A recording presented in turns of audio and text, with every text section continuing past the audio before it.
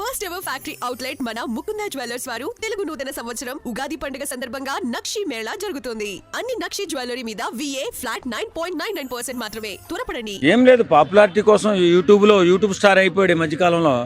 యూట్యూబ్లో పాపులారిటీ రావాలంటే ఇలాంటి పనులన్నీ చేయాలి. ఎవడొకడు తన్నపోతాడు, ఎవడొకడు తిట్టబోతాడు, నువ్వు ఎందుకు వచ్చారో బాబు అని పోలీసులు జైలు వేస్తారు. మళ్ళీ ఇంకో పోరాటానికి సిద్ధమయ్యాను నేను, నన్ను అనవసరంగా జైలు వేశారని చెప్పి చెప్పుకోవడం కోసం ఇది ఒక రకమైన కారణంగా కనపడుతుంది. కానీ అనవసరంగా నీకేం పని రాంబాబు, నువ్వు ఎక్కడుండాలో, నువ్వు ఇప్పుడున్నటువంటి పరిస్థితుల్లో మీ పార్టీ బలపడడానికి ఏ కార్యక్రమాలు చేస్తే బాగుంటుందో ఆలోచించాలి తప్ప ఇలాగ అక్కడికి వెళ్తా ఇక్కడికి వెళ్తా పిఠాపురంలో తంతారా బాబు. నేను తంతే మళ్ళీ పవన్ కళ్యాణ్ గారు చెడ్డ పేరు. అలాంటివి వెళ్ళొద్దు. వెళ్ళకుండా నీ నియోజకవర్గం ఏదైతే ఉందో అక్కడ నువ్వు ప్రజా కార్యక్రమాలు చేసుకో, రేపు పొద్దున గెలవడానికి ప్రయత్నం చేసుకో తప్ప ఇలాంటి చిల్లర పనులు చిల్లర వ్యవహారాలు చేసి మళ్ళీ జైలుకి వెళ్ళి మళ్ళీ ఏదో సాధించినట్టు బయటకు వచ్చి నేను ఎవ్వడికి లొంగను తగ్గను అని చెప్పి ఏదో కబుర్లు చెప్పడం కాదు. ఇప్పుడు అందరూ కూడా బ్రహ్మాండంగా శాంతియుతంగా బ్రహ్మాండంగా ఎవరి పని వాళ్ళు చేసుకుంటూ ముందుకెళ్తున్నారు. అరాచకం సృష్టించడానికి అల్లర్లు సృష్టించడానికి ప్రయత్నం చేస్తే నీకు తగిన బుద్ధి చెప్పే అవకాశం ఉంటుంది. కాబట్టి ఇలాంటి పనులు చేయకుండా జాగ్రత్తగా నీ పని అయితే నువ్వు చేసుకుంటే బాగుంటుందని కోరుకుంటున్నాను. ఓకే సార్, 18 రోజులు జైల్లో ఉన్నాడు, శిక్ష సరిపోలేదా? పోలీసుల గురించి అట్లా వ్యాఖ్యలు చేయడం అనేది కరెక్ట్ అంటారా? అంటే ఏం లేదు, జైలుకి వెళ్ళి వచ్చిన తర్వాత చాలా మంది కాపీ పెద్దోళ్ళు కలిసి జగన్మోహన్ రెడ్డి కూడా రావడం ఇదంతా నాకు గొప్ప పేరు వచ్చిందని చెప్పి అనుకుంటున్నాడు. అది చెడ్డ పేరు అని తెలుసుకోలేకపోతున్నాడు. గొప్ప పేరు కాదు రాంబాబు, అది చెడ్డ పేరు. ఏదేమైనా నువ్వు చేస్తున్నటువంటి కార్యక్రమాలు, నువ్వు నీ హావభావాలు చూస్తుంటే లాస్ట్కి నీచాతి నీచంగా దిగజారిపోయి పనికిమాలని రాజకీయ నాయకుల్లాగా గుర్తింపు తెచ్చుకుని ఉన్నావు. ఇలాంటి పనులు చేయకు, జనజీవనాన్ని ఇబ్బంది పెట్టే పని చేయకుండా జాగ్రత్తగా ఉంటే బాగుంటుందని చెప్పి కోరుకుంటున్నాం. రాంబాబు గారు, మీకు చిన్న విన్నపం, ప్రశాంతంగా పాలన జరుగుతుంది, మీరు అరాచకం సృష్టించాలని చెప్పేసి పిఠాపురం వెళ్తా లేకపోతే కుప్పం వెళ్తా ఇక్కడ మంగళగిరిలో రోజు తిరుగుతున్నా అంటే మరి నువ్వు ఏమనుకుంటున్నావు నాకు అర్థం కావట్లేదు.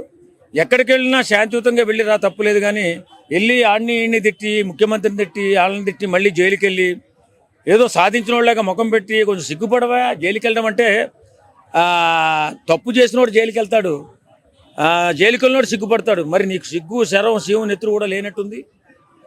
నువ్వు ఏవేవో పెద్ద పెద్ద మాటలు మాట్లాడుతూ ముందుకెళ్తున్నావు, ఇది కరెక్ట్ కాదు. ఎందుకంటే ఇప్పుడు జనానికి కావాల్సింది జనానికి అండగా ఉండేటటువంటి నాయకులు.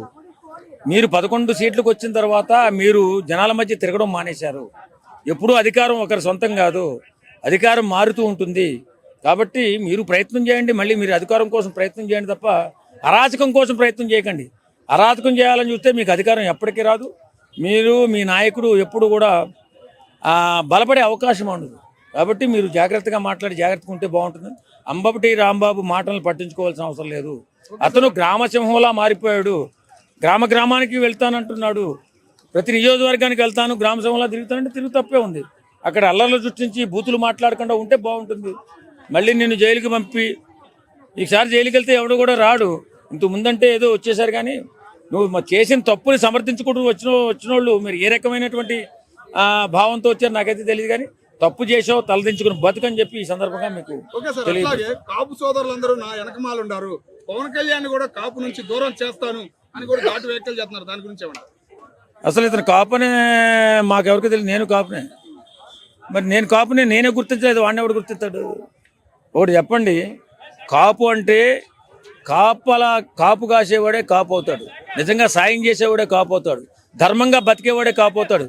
కానీ అన్యాయంగా మాట్లాడి అధర్మంగా ప్రవర్తించి దోపిడీలు చేసి దౌర్జన్యం చేసేవాడు ఎవడు కాపోడు. నువ్వు కాపు కాదురా బాబు, రాంబాబు, నువ్వు కాపు ద్రోహి. నువ్వు కాపు కులాన్ని ఎప్పుడు కూడా వెనకేసుకొచ్చిన దాఖలాలు లేవు. వేళ నువ్వేదో జైలుకి వచ్చారని చెప్పి కొంతమంది వచ్చి నీకేదో సంఘీభావం తెలియపరిస్తే అదే నీ గొప్పతనం అనుకుంటున్నావు. కాదు, నువ్వు చేసిన తప్పు నీకు శిక్ష పడింది.